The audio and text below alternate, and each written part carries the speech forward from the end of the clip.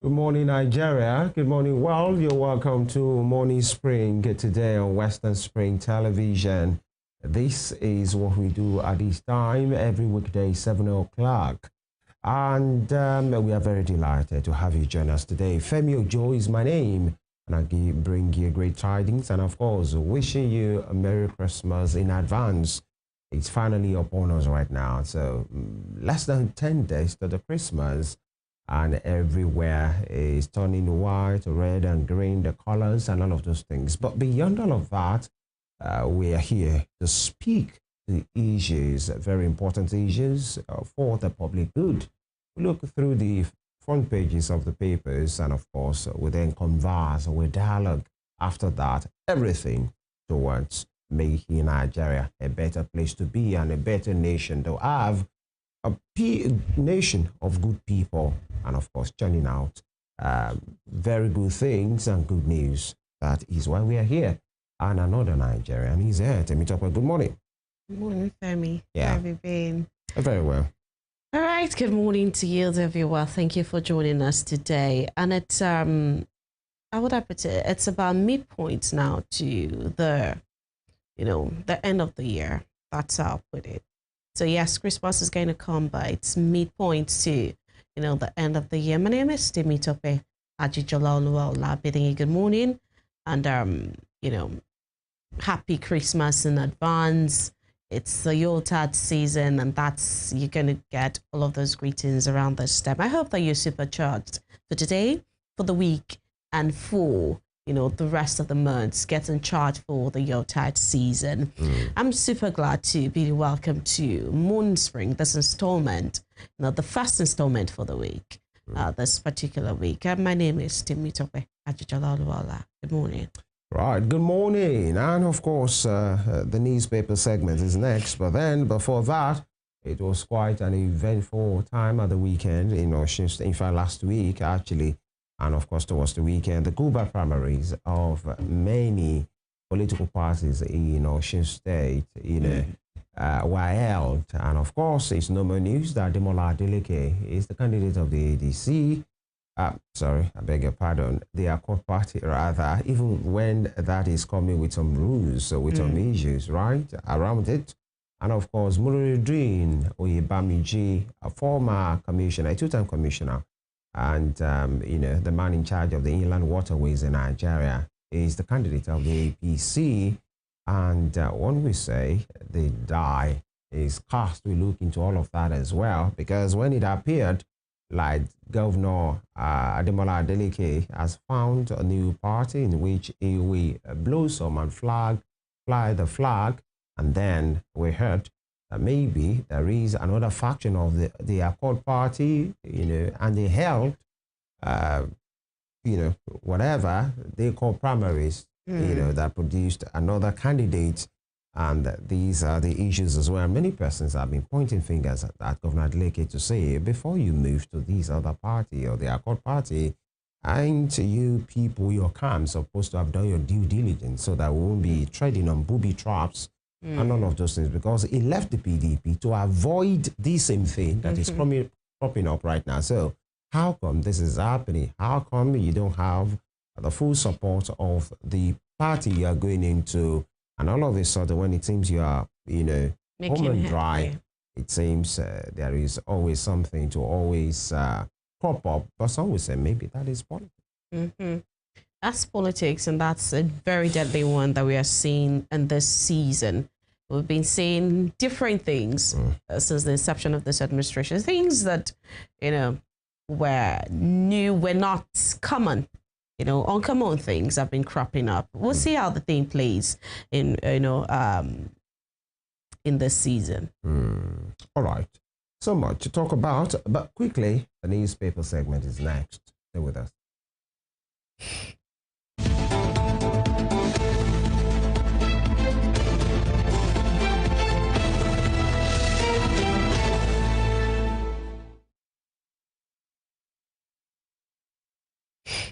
All right. As we usually do, we look through the front page of many papers, and we have them here today, is to have us, inundated with and intimated, informed about happenings in the nation. Let me start from the front page of the Vanguard for this morning. Vanguard newspaper, allegations of a terrorist. 2 former governors fearing insecurity, Toji Bello. Allegations of a terrorist. 2 former governors fearing insecurity, Bello, Toji.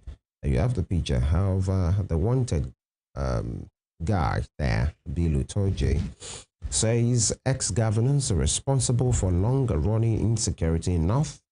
Admit peace talks, denies 30 million payoff. It's all lies, says governance sources. Security forces gunned down notorious bandit Kachala Nahala in Sokoto. You know, quite interesting headline here saying allegations of a terrorist. By the way, and these are some of the issues, because when somebody like a wanted man, a killer, suspected killer, as they say, because only Milords could pronounce that, you know, terrorist, wanted terrorist, is saying, giving whatever would be called an information to say 2 former governors are the ones responsible for these. But the question is, while we may be lying towards that or saying, yeah, the guy even confessed a lot of those things, the question is, why should I believe anything he told you will say? Who is he? In the scheme of things, he's a suspected killer. And when he's saying something like this, some will say maybe he just wants distraction. Yes, his words cannot be taken for, cannot be yea and amen. So yes, while he is free to make, you know, pronouncements, well, we cannot take his words for it. Exactly. So wait for authorities, you know, where that doesn't mean we must not investigate. Of course. I mean, there may be an element of truth. Yeah. There may be base or basis for, you know, an investigation, but his words cannot be taken as sacrosanct. And in fact, some will say, if you are so sure about that, then hand yourself over to the police. That's one. Point at those persons. Name those guys. Name them. Exactly. Even in your hiding, name them. That's and give us thing. Evidence. You are not even, you are wanted, you are hiding, and you are still giving us funny, ambiguous claims to say, no, you are not serious. The only thing, you know, that Nigeria and Nigerians can do with you is to have you arrested. But what can be done now is for investigations to be done. Yeah. I agree with you completely. And of course, beside that, you have the picture of, you know, the president there. And some will say, the man has been in hiding, the Bello Tuji. Are we sure he's the one making these claims? Did he make it through a video call or a particular clip or is the statement from somebody? Because some of the times you hear sources could be anything. And some persons might say some things just to, you know, for that distraction, because the man possibly might know that possibly their troops are closing in on him and he needs something to distract, you know. And I think that this, I don't know, but I'd say that I'm disappointed to find that the words of a known terrorist is making it to be the banner headline of a particular paper. That's celebrating, I don't know. Well, I feel... Personally, I don't see it that way. He's a wanted guy, actually. And so, you know, we are still battling with insecurity, actually. So if this side, they are not talking, then if the conversation is... Our work, actually, is to bring, you know, to the fore whatever is being talked about, while still recognizing, you know, what they call social responsibility and, of course, national security and all of those things. Dangote alleges at NMDPRA demands investigation. 1 week after, Nigerian Air Force C-130 aircraft, 11 soldiers yet to be released, and it's fast becoming a shame, actually. Somebody is not just saying something right. In this particular Burkina Faso, you know, seizing national assets. That's talking about the C-130 aircraft and 11 of our soldiers still with them. What exactly is the situation? And these are the Minister of Foreign Affairs should be talking. The Minister of Defense should be talking. Then the Defense Headquarters should be talking. It seems somebody is hiding something and is not making sense. Those 11 soldiers, even though they are national, well, we don't know, we can't even confirm if it's a national assignment, because the people at the national level are not saying something, are not saying anything. You forgot to add the NSA. It's supposed to be advising now. Of course. His advisory is very coordinates security. So we're expecting that. So how to get our people back home is of utmost importance. More than a week. Expecting that they'll be back home. Whose ECOWAS vows to defend democracy, and NDLEA burst bandits drug supply chain, and NAMS fleeing supplier Gamboli in Niger, and intercept opioids bound for US, Canada, and Sweden, and sports. Super Eagles need better coaching to win AFCON 2025. Bonfrey Joe. And by the way, the African Cup of Nations starts this week. Yeah, actually. they've resumed camp. Some of the players. Yeah, of course, are already in camp. The camp is open already. I think it opens today or so. What's so special? This is from Mr. and Mrs. And one of the men says, what's so special about your wife anyway? And the other person responds, you will know when I catch you near my wife. Mr. Maxwell, that day you will find yourself in a very deep maximum well. Mr. Maxwell is playing with words there. All right. And Governor Kefas dumps PDP, picks APC membership card. I think that's official now that the man is gone.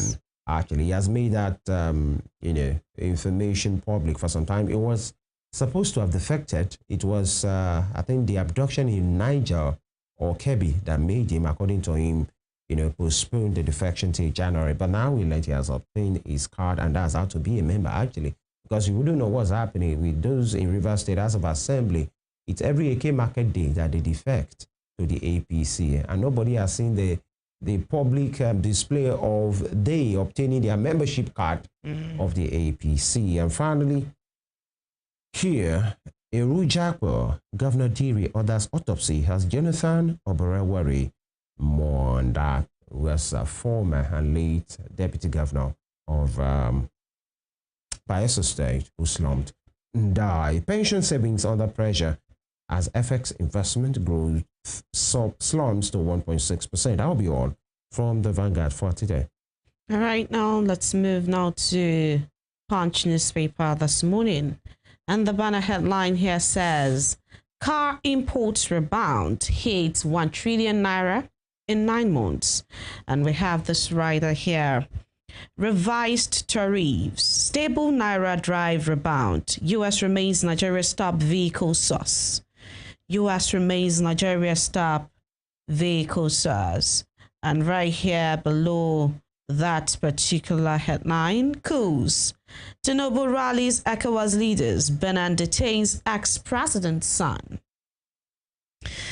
We have some right there to that. All right, this here on that picture, Vice President Kashim Shettima, heads of state and government of the Economic Community of West African States at the 68th Ordinary Session of the Authority of ECOWAS leadership there. All right, still on Punch newspaper this morning. It says here, petrol price war turns dirty as Dangote attacks NMDPRA boss. That's on page 33 of Punch newspaper. And on page 43, crisis hits Obi's Labour Party faction after BOT sacks National Working Committee. And then to the bottom strip of the paper, Bayelsa PDP backs Diri's autopsy order on late deputy governor. Bayelsa PDP backs Diri's autopsy order on late deputy governor. That's on page 44 of Punch newspaper this morning. And those headlines right there on Punch newspaper this morning. And I think it's only right that the man who slumped as the former and late governor, deputy governor of Bayelsa. Bayelsa, because in that circumstance, by the way, when you talk about autopsy, right, irrespective of the caliber and the status of the person, it should be mandatory, actually. if the system every supports death? it. Yeah, you know, not just because you're suspicious. There are some that it helps. There are some things that I've found out in some persons, especially some persons that have died in a family, and maybe all of a sudden, whatever is gotten as a result might help the other members of the family. Perhaps there is a pattern in that particular place. So I'm not just talking about suspicion or maybe politically inclined persons to say, oh, was he killed? Was there any ulterior motive? I'm just saying, but in Nigeria, it's quite a lot. It's quite expensive. And how many, you know, sometimes because of our belief in Africa, you know, they will tell you, whoever has died, let their spirit rest. That's what they will say here. And sometimes they will tell you, why are you looking for trouble where there is none? Just let it go. Oh, even if there are suspicions, God will take care of everything. You know, karma, and whoever has done this, let the person not die again. All of those things I will say. And it's because of autopsy that some things have been revealed to some persons, and it might help. And I know why I'm saying that, because there are some deaths that maybe happened, and when the autopsy is done, they will realize it's a result of a particular thing, and it will make other members of a family to get tested. And all of a sudden, they will realize, oh, maybe if this person has known about this thing and quoted this particular thing, it might help, and it, of course, turn out to help. Imagine people with cancer and all of those things. There are some persons, maybe because of their area or whatever happens in their vicinity, they might not get to know that's what really happened. How about high blood pressure? How about cardiac arrest? You know, in this area, when cardiac arrest happens, because of the way it happens, you know, sometimes people slump and the girls die. In superstitious way, people talk about akpita. If you understand what akpita means, that means there is, you know, extra science involvement, extraterrestrial issues, and it might not just be akpita. It might just be a medical situation that the deceased possibly didn't manage properly or wasn't even aware of. That's exactly the reason why I'm saying that. But then, who pays for autopsy? It's quite expensive. And especially a family that is still struggling to eat. You're not asking them to pay for autopsy. They would rather tell you they find the money to bury their dead instead of looking for the cause of death. And some might think it's a way of you raising unnecessary dust and making the emotions of people to rise again. Perhaps something they are trying to forget, and all of a sudden you are bringing it up to say, let's even find out what really happened. And some of those persons that think, oh, they are moving on with life, and they relapse because, you know, sometimes some autopsy, especially when it has to do with the courts, there might be reasons for me lot. I think it happened recently where a particular buried person had to be exhumed. And you know what that caused to the psyche of people to say, oh, again?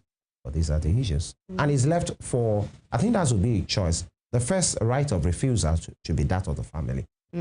Yeah. Well, I'm going to state that not all deaths need autopsy. Not all deaths. Perhaps deaths of the state. And I'll say, like in this case, probably those deaths need autopsy because the people really want to know what happened or went wrong, except, of course, the family takes an exception to that.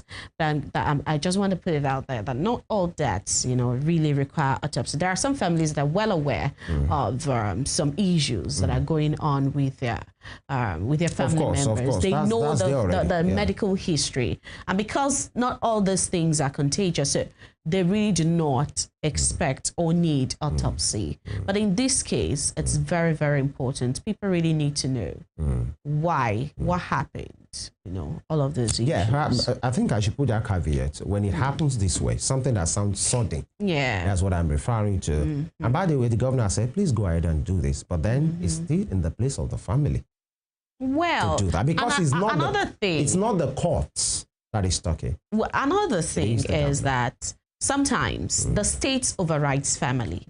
Yeah, it belonged really to the state. Yeah, sometimes, you know, state and family.